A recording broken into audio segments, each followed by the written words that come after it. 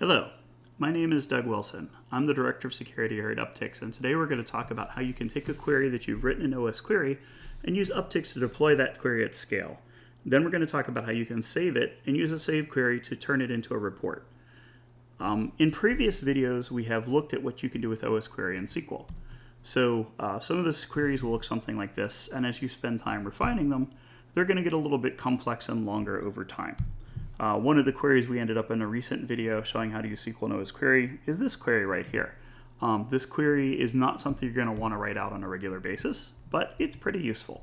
If you put this into osquery and run it, it's going to basically show you not only processes that are running, but it's going to show you processes that are listening on local ports, talking to remote ports, and it's going to basically show you the name of those processes, the PID, and also join that with the user that they're running as. So here you can see a bunch of processes that are running currently on my Mac that I'm recording this demo on. I've got the web browser open, osquery is running, and I have a couple SSH connections open in the background.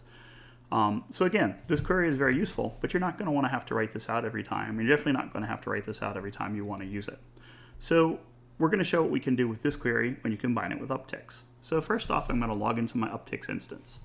And you will see when I've logged in here, I have a bunch of different machines under management. And these are running a bunch of different operating systems. This is one of the neat things about osquery is you can't do this necessarily with every table, but for a lot of the tables with osquery, you can run them across platforms. So I can take the query that I've written and I can run it on a variety of Linuxes and Macs and basically query all of them with the same query and get the same information back. So right now you can see that we're monitoring all of these 7 boxes. I'm going to go to our investigate pane. This is where we ask questions. We've already got a bunch of queries saved, but I'm going to start from scratch to show you how you could create your own custom one. So we're going to create a query right now, and we're going to want to ask these boxes in real time. So I'm going to paste in what I've done so far, and I'm going to hit go for it. It's that easy. And you'll notice that we get a response back very quickly from the host that we were doing, and this was actually all done in real time. The question was sent out to osquery and those hosts, it was run, and an answer came back just literally as quickly as you saw it on the screen. So for a lot of these boxes, they're not really doing anything right now except for they have osquery running. For the Mac, you're going to basically see the stuff that you saw before in the query that was run locally on my machine.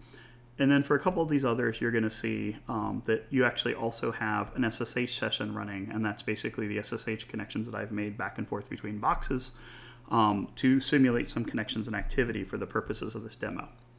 So let's say we want to refine this query a little bit more. We can go ahead and say we only want to see the things which are not osquery. So in addition to the query that I have right now, which is doing the stuff that you've already seen, I'm going to add in process name is not equal to osquery D. So any of the results that are the osquery daemon will be ruled out. And we're going to run this again. Okay, that's a little bit better. We've now just basically got my Mac, and we've got a couple of machines that I've got SSH connections to. And so this would be more and almost like more similar to real activity going on in these servers. So now that we've got this tuned up the way we want it, I'm going to go ahead and I'm going to save this query. So I'm just going to hit the Save Query button. I'm going to call this Doug's query, and it's going to basically show processes with active sockets that are not osquery. And I'm going to just make this a default query, and I'm going to save it.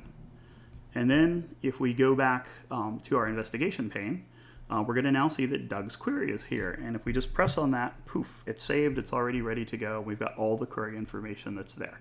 So we could go ahead and we can query that again now. And it will issue it again. And this is being done in real time. We should get the same results, although it's possible connections and processes may have changed over time.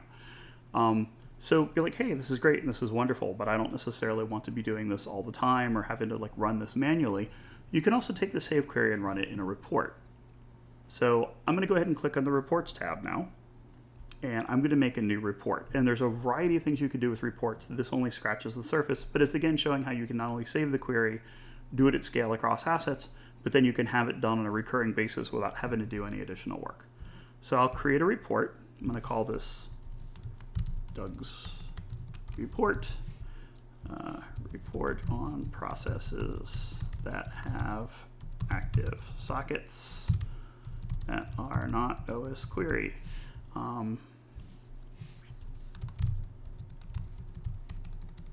And this is just basically the header of the report. So to activate the query, I'm going to add a section. And again, you can see our asset filter. There's different ways of determining what hosts you want to talk to. We're just going to talk to all of ours for right now. I'm going to add a section with the query. So for the context here, again, we want this to be real-time. The real-time query, we can find Doug's query over here in the list. Just click it, poof, it's pre-populated and ready to go. And you'll see that we can do a test run, show that it's showing the stuff that we want to see. Go to the display section, and right now we have all the assets combined together. We want to split those out the way we saw them before into the asset list. And we're basically going to have this say, this is a report that Doug wants to see showing active sockets that are not osquery. And we can also title the section and hit done. And then we go ahead and save this report, and we can run it now.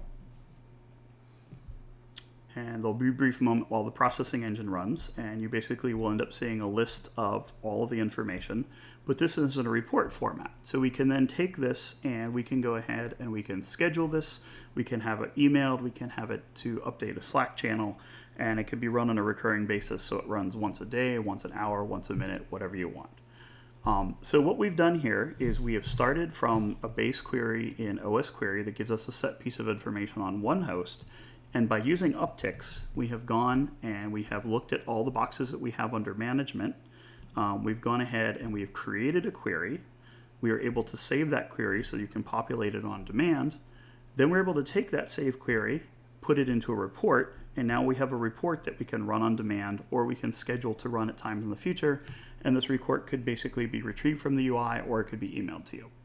Anyhow, I hope this has been a useful overview of some of the basic functionality of Uptycs, how you can take an osquery query and use it at scale, save it, and reuse it again, and create reports.